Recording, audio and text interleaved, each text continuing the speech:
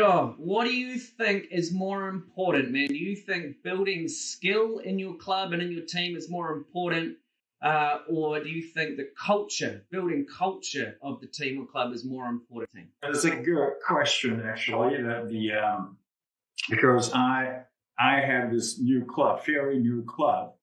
I have to get it going. So, and through my experience, it's not a team, but it's a dojo. So it's a little bit different. But I think it's to get people together. To me, for dojo, I think it's we need to have culture going so everyone knows what why they are here, what this dojo is for, and what the dojo will do for them.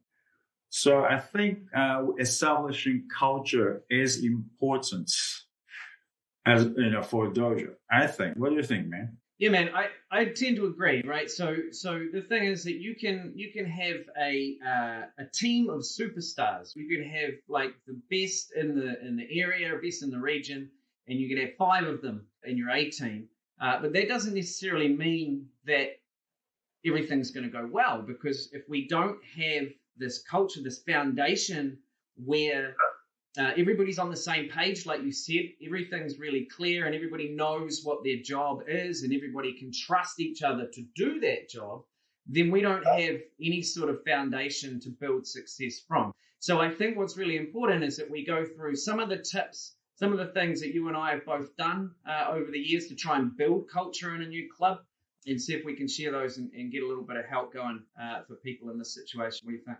Okay. Currently, what I'm trying to do is that I want to define what this dojo is for and what this dojo is aiming at. So people know when they come to the dojo, they know what they can get from the dojo. So I think that's very important to clearly define what the dojo is for and what the dojo can give the members. What we're there for. Yeah. Yeah, I totally agree. And one of the things that I think is really important with that is communicating openly and transparently about those things.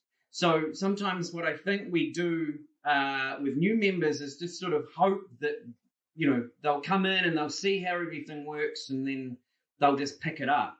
But it really does help to build trust and a sense of shared ownership in the team or in the club culture from the start, from day one. This is how we do things.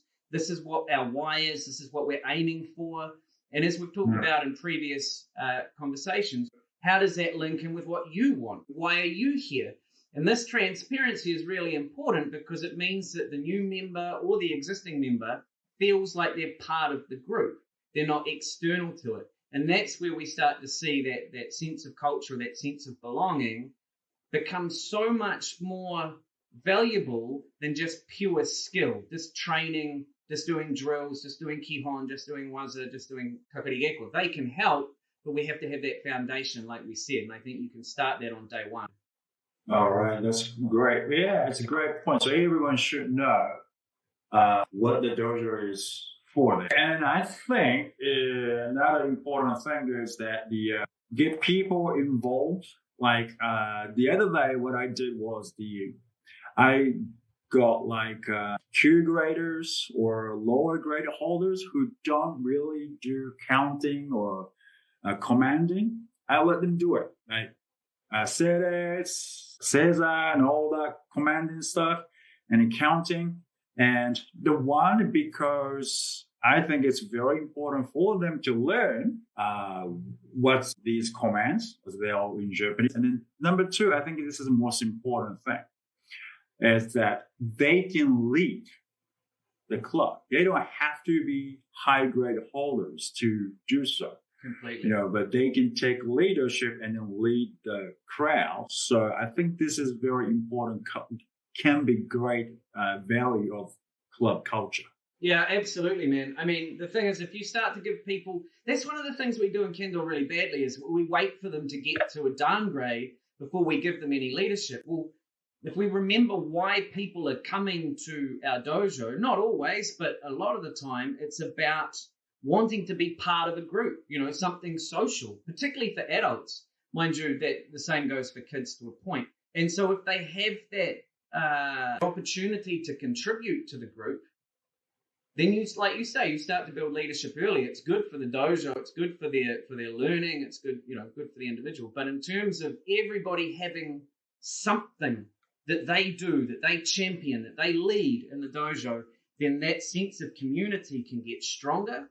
That sense of autonomy, that sense of ownership gets stronger. And then you start to see a really, really good, solid foundation underneath you that you can start to build the skill from there. Important part of this is holding people accountable for their actions and for their behaviors in the dojo. So that comes across as quite a negative thing. It doesn't necessarily have to be. If somebody commits to taking on a leadership role, like you said, doing the serets and the rei and all that sort of stuff, or running a suburi session, if you've set them up and you've talked to them and said, Kiro, are you keen to do this? Are you able to do this?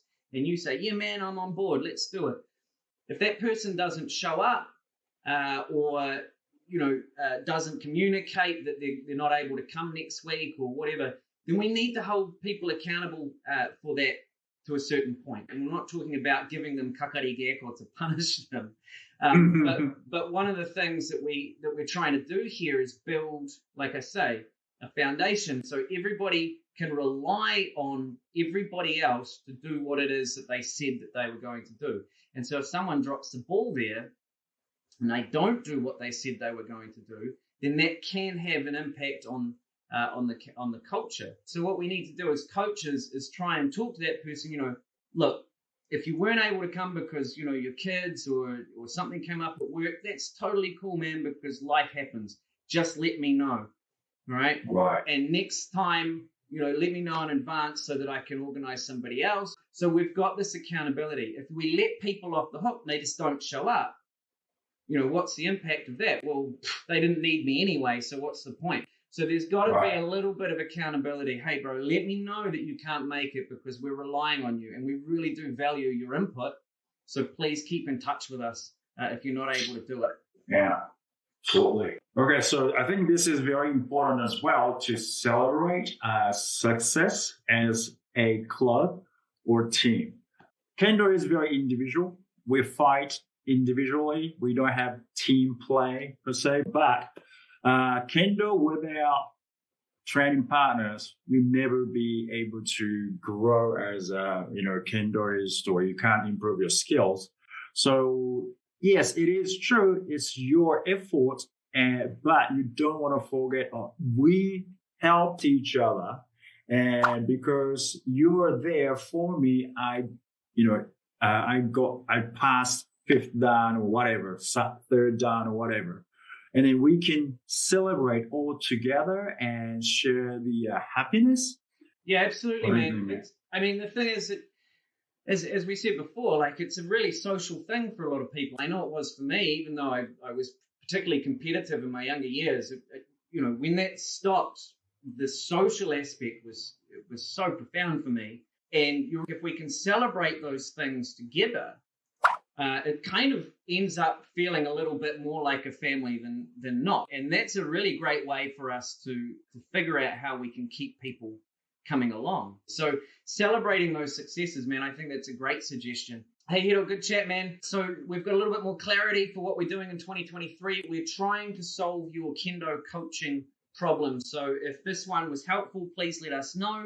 If you want to suggest some content for us, some problems that you're facing, please let us know in the comments below or on Facebook. Send us a message.